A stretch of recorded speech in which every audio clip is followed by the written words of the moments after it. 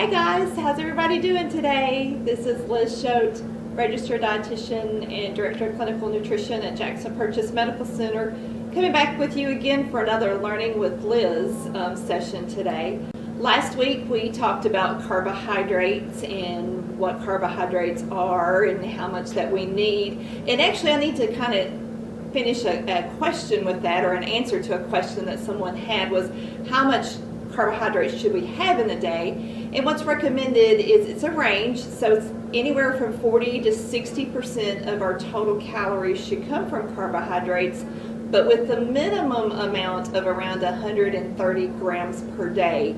And that's because different organs need that. So that's kind of just a little bit of extra info to clear up some things from last week. So today we're actually going to talk about protein. It's another one of those macronutrients that our body needs.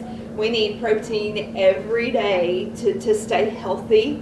Protein does several things. It's a building block, I guess is the best way to kind of think about it, for our bones, our muscles, our skin, organs. Very, very important that we have protein for all of those things.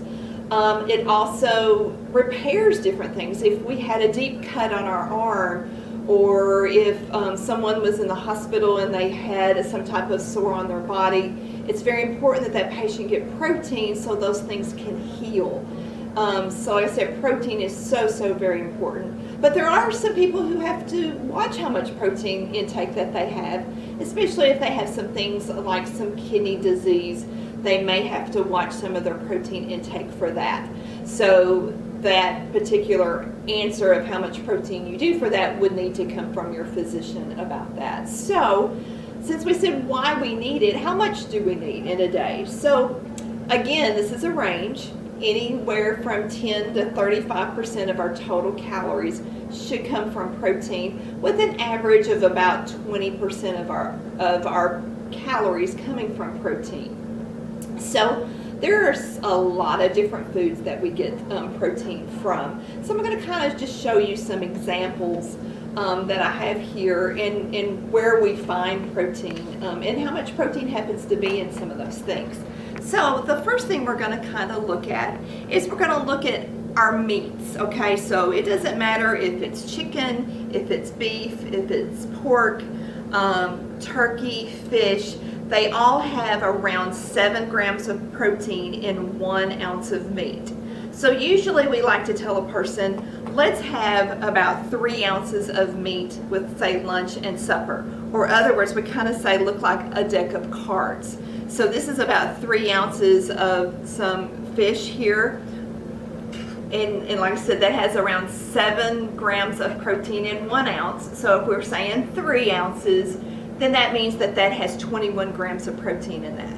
In this hamburger, it's the same thing. If we did like some lean ground chuck or ground beef and did a grilled burger, again, 3 ounces of meat looks like the size of a deck of cards, and it has around 21 grams of protein in that 3 ounces.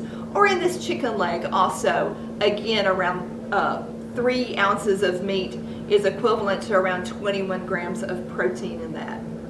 But also there's other meat things that aren't particular meats that contain protein. So I've got some examples here. I've got some peanut butter and I've got a slice of cheese.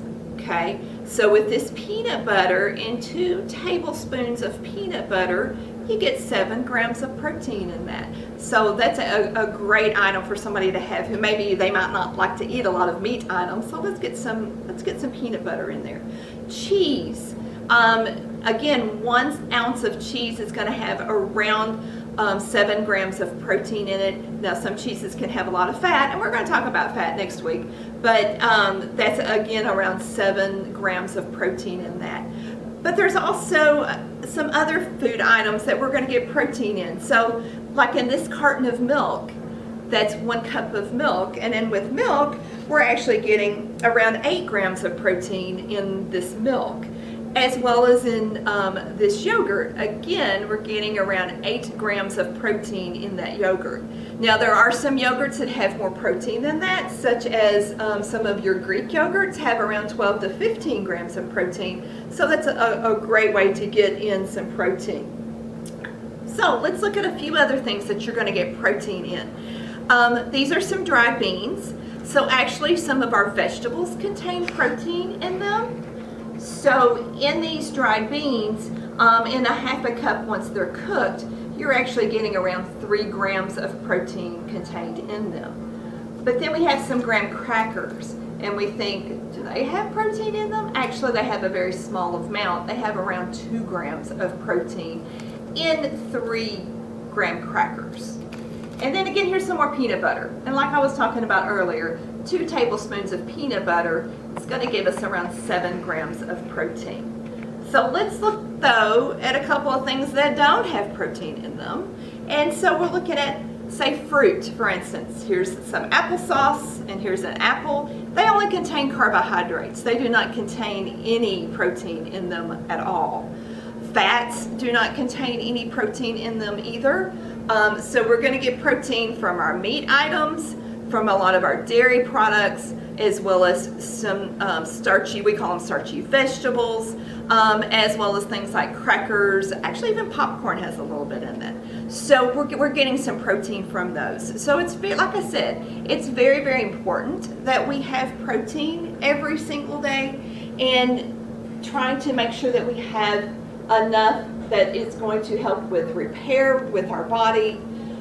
Some people may need a little bit more, say they've had surgery, then they're going to need to bump up their protein intake. Even if a person's getting ready to have a planned surgery, you might want to bump up your protein a little bit beforehand, and then that way that will help you with recovery afterwards. So I hope this helped you with looking at protein. As I said, protein is a very important macronutrient for us to have. Next week, I'm going to talk about fats and talk about portion sizes with those and how much fat that we get in some different kinds of foods. So again, if you have any questions or any topics that you would like for us to discuss, please send us a little message on our Facebook, and I hope everybody has a great day. Thanks for watching.